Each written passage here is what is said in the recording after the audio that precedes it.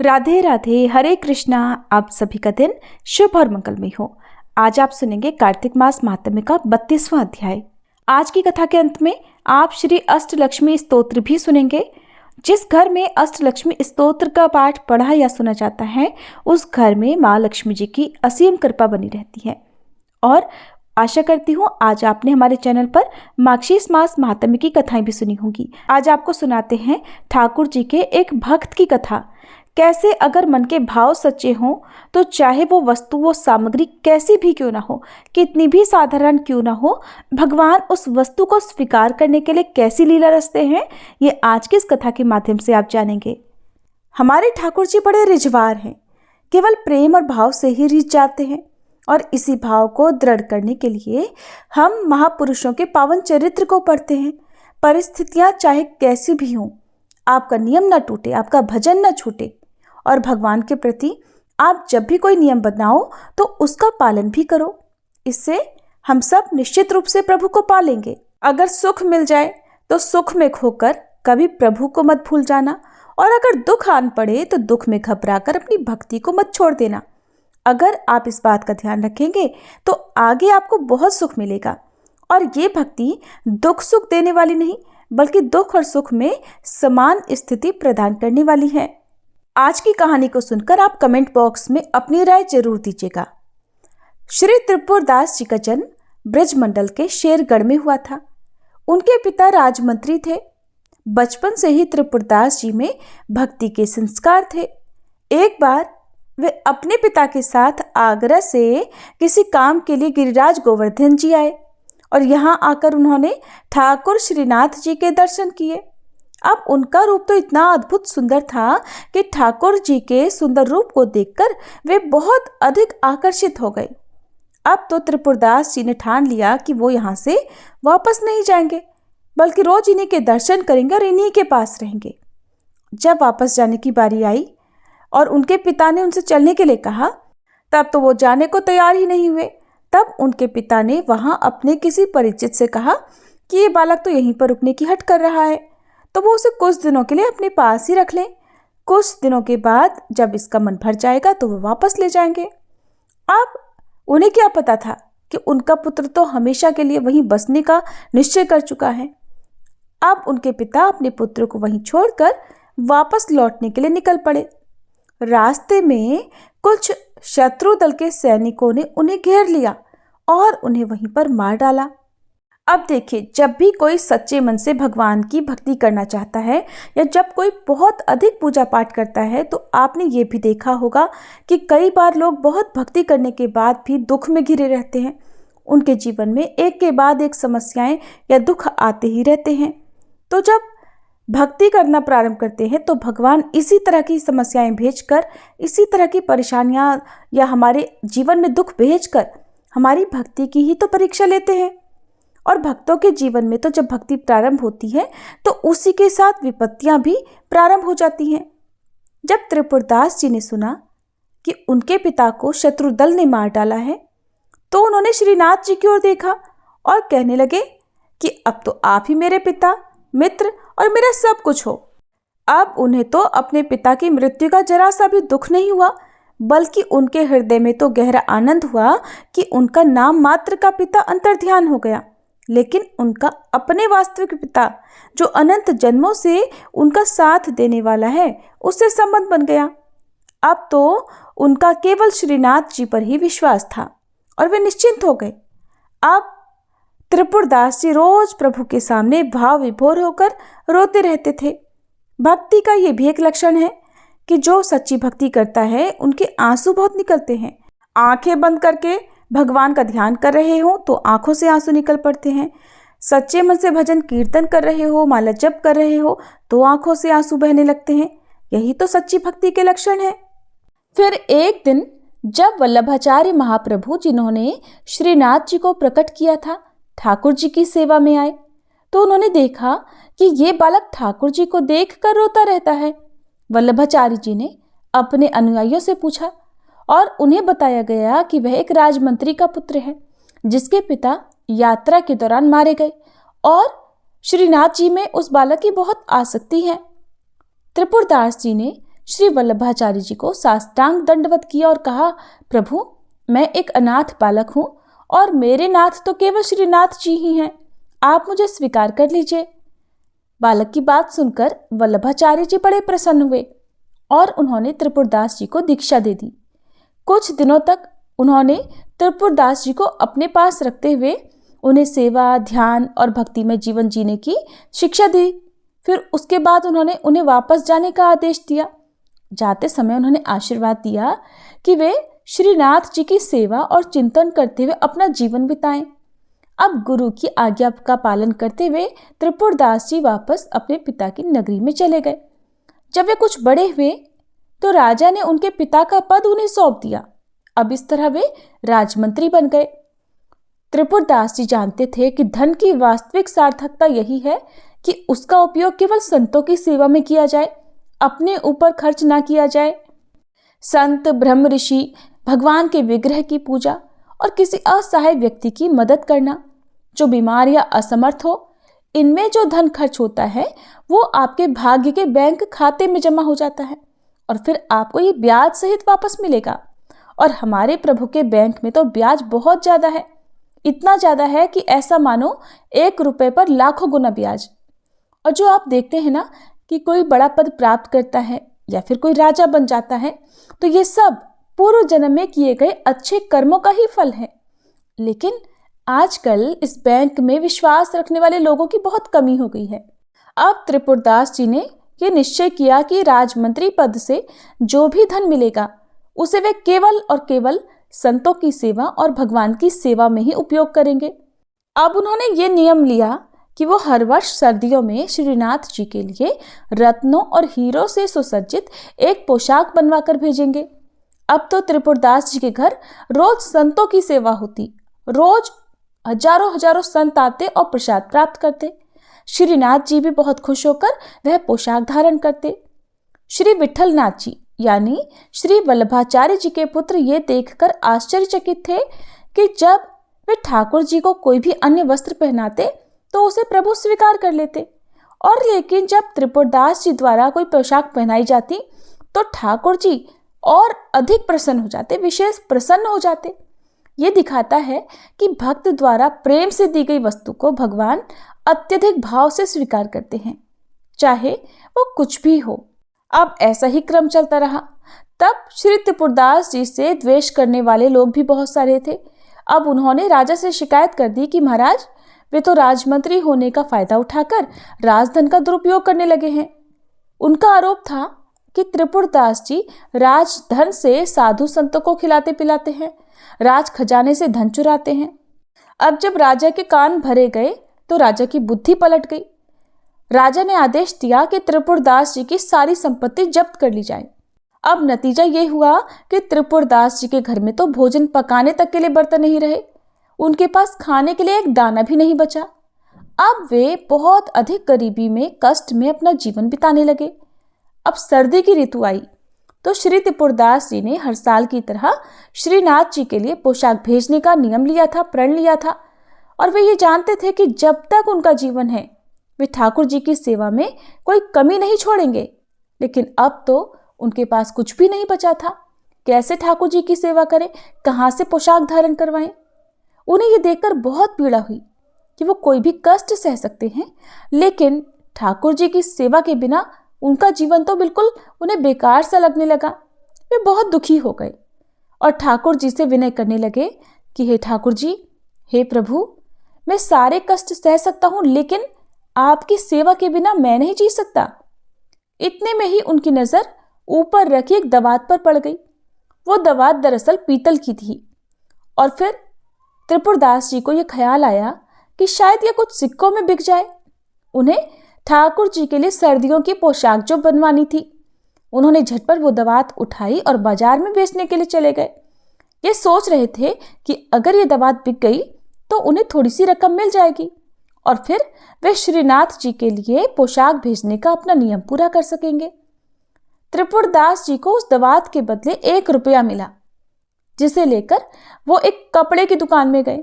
वहां उन्होंने एक साधारण सा कपड़ा खरीदा। उस सफेद कपड़े को उन्होंने खुद लाल रंग से रंगा लेकिन रंगते रंगते उनकी आंखों से आंसू बहे जा रहे थे, क्योंकि इससे पहले तो हर बार वो तरह तरह की पोशाकें श्रीनाथ जी को धारण करवाते थे। अब वे प्रभु से कहने लगे, नाथ, ये तो इतना साधारण और मोटा कपड़ा है जो आपके सेवकों के भी लायक नहीं है। मैं भला इसे आपके चरणों में कैसे समर्पित करूं? ऐसा सोचकर कि ये तो ठाकुर जी के लायक ही नहीं है, उन्होंने वो कपड़ा रंगने के बाद भी अपने पास ही रख लिया। उनकी हिम्मत नहीं हुई कि वो साधारण सा कपड़ा श्रीनाथ जी को अर्पित करने जाएं, क्योंकि वो जानते थे कि श्रीनाथ जी को तो चढ़ावे में जाने कितनी कितनी कीमती पोशाकें मिलती हैं, और मेरा साधारण सा वस्त्र भला ठाकुर जी क्यों स्वीकार करने लगे। अब एक दिन त्रिपुरदास जी ने श्रीनाथ जी के एक सेवक को देखा। उन्होंने सेवक को प्रणाम किया और उसे अपने घर ले आए। उनके घर में खाने पीने का कोई उचित प्रबंध तो था नहीं, फिर भी त्रिपुरदास जी ने बहुत संकोच के साथ वो लाल रंग का कपड़ा निकाला और हाथ जोड़कर कहने लगे कि मेरी ये प्रतिज्ञा थी कि मैं हर वर्ष श्रीनाथ जी को पोशाक भेजूंगा, लेकिन विधि का विधान ऐसा है कि संभव ही नहीं हो सका। उन्होंने वह कपड़ा सेवक को सौंपते हुए कहा कि आप कृपया इसे भंडारी को दे दीजिएगा, लेकिन गोसाई जी यानी विट्ठलनाथ जी को इस कपड़े या फिर मेरी वर्तमान स्थिति जो चल रही है, मेरे पास जो अभाव चल रहा है, उसके बारे में किसी को कुछ भी मत बताना। अब भंडारी जैसा उचित समझे वैसा इस कपड़े का उपयोग कर सकते हैं, झाड़ पोछ के काम में या किसी भी काम में ला सकते हैं। सेवक ने वो वस्त्र ले जाकर भंडारी को दे दिया और त्रिपुरदास जी की दीनहीन स्थिति के बारे में बताकर कहा कि इस सेवा का अपमान न किया जाए। भंडारी ने उस कपड़े का सम्मान पूर्वक उपयोग करते हुए ठाकुर जी की अन्य पोशाकों को लपेटने के लिए अलमारी में रख लिया। अब सर्दी का समय आया, तो सर्दी का समय था। एक दिन श्रीनाथ जी श्रृंगार के बाद अचानक कांपने लगे। जब श्री विट्ठलनाथ जी चरण सेवा में लग गए तो ठाकुर जी ने उनसे कहा कि मुझे बहुत जोर की ठंड लग रही है। सुनते ही विट्ठलनाथ जी ने तुरंत ठाकुर जी को महंगे गर्म वस्त्र पहनाए। अब ठाकुर जी फिर भी कहने लगे, अरे भैया, बहुत जोर से ठंड लग रही है, कुछ तो करो। तब श्री विट्ठलनाथ जी ने तुरंत अंगीठी चलाकर ठाकुर जी के पास रख दी कि अब इनकी ठंड कम हो जाए, लेकिन ठाकुर जी तो अब भी थर थर कांप रहे थे। फिर कहने लगे कांपते हुए, भैया, मुझे बहुत जोर से ठंडी लग रही है, मुझसे नहीं रहा जाएगा, कुछ तो करो। गोसाई जी समझ गए कि ये साधारण ठंड नहीं है, ये तो किसी भक्त के हृदय की पीड़ा का ही संकेत था, वरना तो ठाकुर जी की ठंड दूर करने के लिए वो सारे उपाय कर ही चुके थे। तब बड़े संकोच भाव को रखते हुए गोसाई जी बोले कि प्रभु, अब बताओ मैं अब क्या उपाय करूं?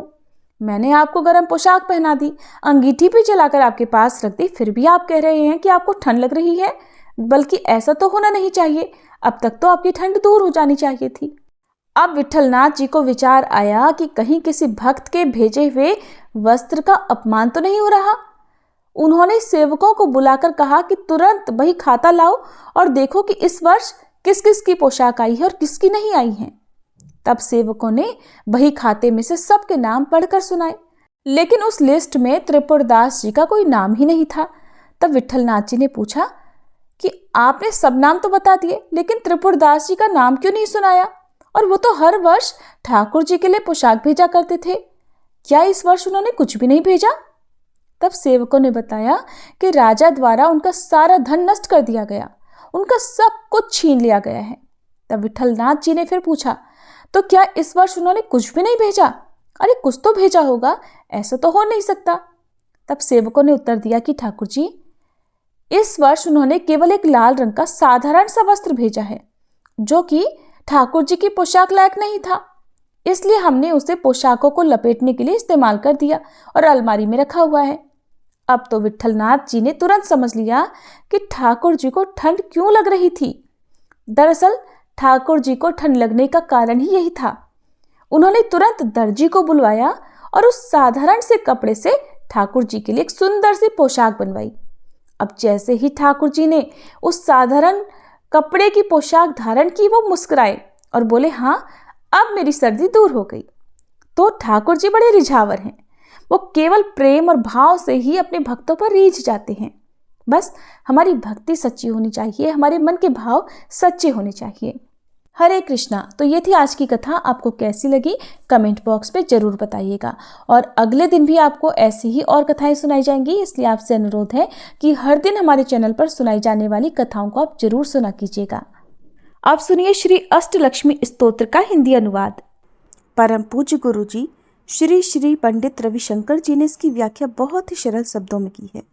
जिस घर में भी नित्य प्रति माँ लक्ष्मी जी के 8 स्वरूपों का ध्यान और स्मरण किया जाता है, उस घर में कभी धन धान्य की कमी नहीं रहती। माँ लक्ष्मी के ये 8 स्वरूप हैं: आद्य लक्ष्मी, धन लक्ष्मी, विद्या लक्ष्मी, धान्य लक्ष्मी, धैर्य लक्ष्मी, संतान लक्ष्मी, विजय लक्ष्मी और गज लक्ष्मी। सुमनस वंदित सुंदरी माधवी चंद्र सहोदरी हेममये, मुनिगण वंदित मोक्ष प्रदायिनी मंजुल भाषिणी वेदनुते, पंकज वासनी देव सुपूजित सद्गुण वर्षिणी शांतियुते। जय जय जय हे मधुसूदन कामिनी आद्य लक्ष्मी परिपालय माम। अर्थात देवी, आप सभी भले मनुष्यों के द्वारा वंदित सुंदरी, माधवी अर्थात माधव की पत्नी, चंद्र की बहन, स्वर्ण अर्थात सोने की मूर्त रूप, मुनिगणों से घिरी हुई, मोक्ष देने वाली, मृदु और मधुर शब्द कहने वाली, वेदों के द्वारा प्रशंसित हो, कमल के पुष्प में निवास करने वाली और सभी देवों के द्वारा पूजित, अपने भक्तों पर सद्गुणों की वर्षा करने वाली, शांति से परिपूर्ण और मधुसूदन के प्रिय हे देवी आदि लक्ष्मी, आपकी जय हो, आप मेरा पालन करो। धिम धिमि धिन धिमि धिन धिमि दिन धिमि दुन्दुभुनाद सुपूर्णमये, घुम घुम घुम घुम घुम घुम घुम घुम शंख निनाद सुवाद्यनुते, वेद पुराण इतिहास सुपूजित वैदिक मार्ग प्रदर्शयुते। जय जय हे मधुसूदन कामिनी धन लक्ष्मी रूपेण पालय माम। अर्थात दुंदुभी अर्थात ढोल के धीमी धीमी स्वर से आप परिपूर्ण हो, घूम घूम घुम घुम की ध्वनि करते हुए शंखनाद से आपकी पूजा होती है। वेद पुराण और इतिहास के द्वारा पूजित देवी, आप भक्तों को वैदिक मार्ग दिखाती हो। मधुसूदन की प्रिय हे देवी विद्या लक्ष्मी, आपकी जय हो, आप मेरा पालन करो। प्रणत सुरेश्वर भारती भार्गवी शोक विनाशिनी रत्नमये, मणिमय भूषित कर्ण विभूषण शांति समावृत हास्य मुखे, नवनिधिदायनि कलिमल हारिणी कामित फल प्रद हस्तयुते।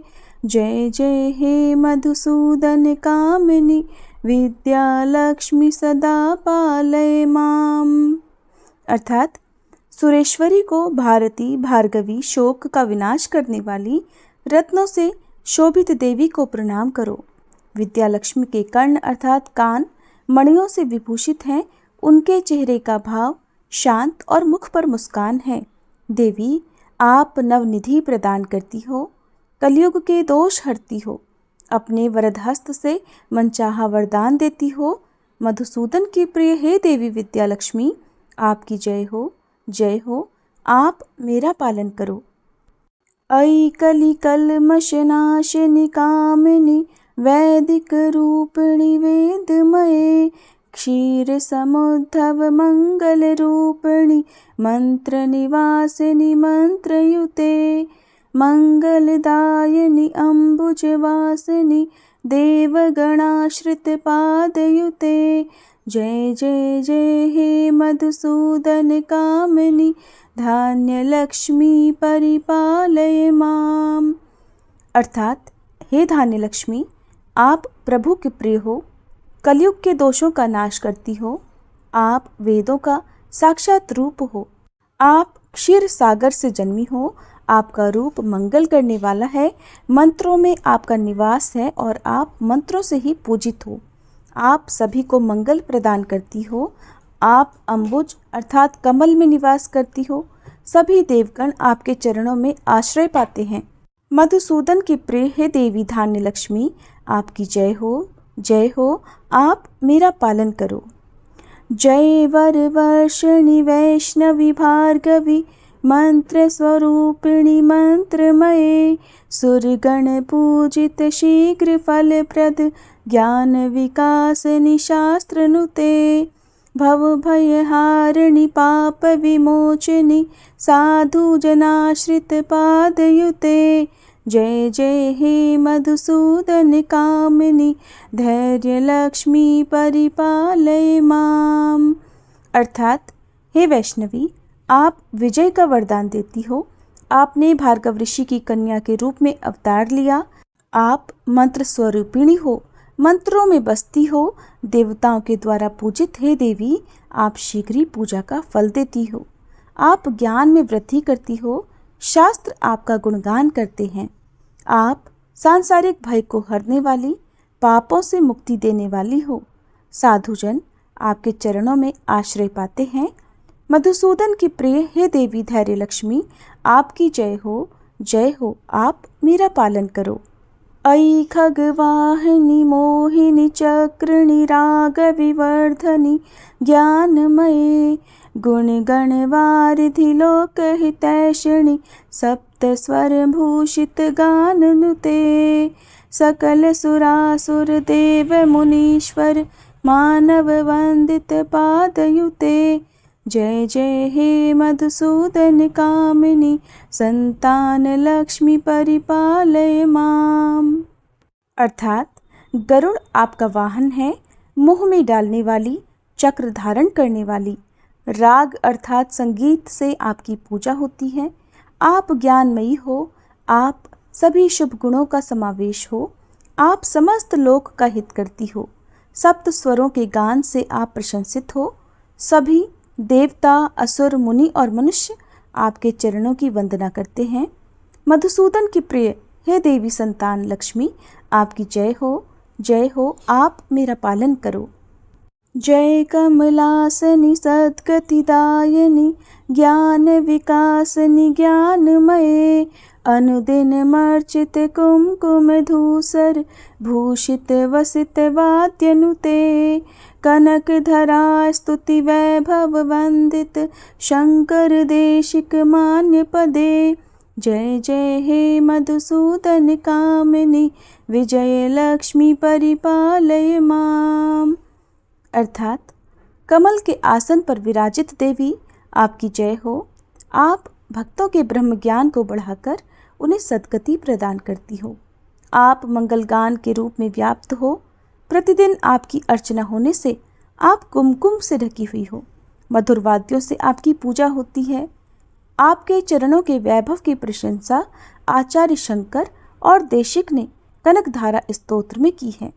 मधुसूदन की प्रिय हे देवी विजयलक्ष्मी, आपकी जय हो, आप मेरा पालन करो। जय जय दुर्गति नाशिनी कामिनी, सर्व फल प्रद शास्त्रमये, रथ गज तुरग पदाति समावृत, परिजन मंडित लोकनुते, हरि हरि ब्रह्म सुपूजित सेवित, ताप निवारणि पादयुते।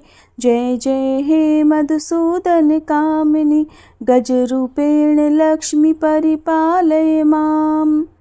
अर्थात हे दुर्गति का नाश करने वाली विष्णुप्रिया, सभी प्रकार के वर देने वाली, शास्त्रों में निवास करने वाली देवी, आपकी जय जयकार हो। आप रथों, हाथी, घोड़ों और सेनाओं से घिरी हुई हो। सभी लोकों में आप पूजित हो। आप हरि, हर और ब्रह्मा जी के द्वारा पूजित हो। आपके चरणों में आकर सभी कष्ट समाप्त हो जाते हैं। मधुसूदन की प्रिय हे देवी गजलक्ष्मी, आपकी जय हो, आप मेरा पालन करो। श्री अष्टलक्ष्मी स्तोत्र समाप्त हुआ।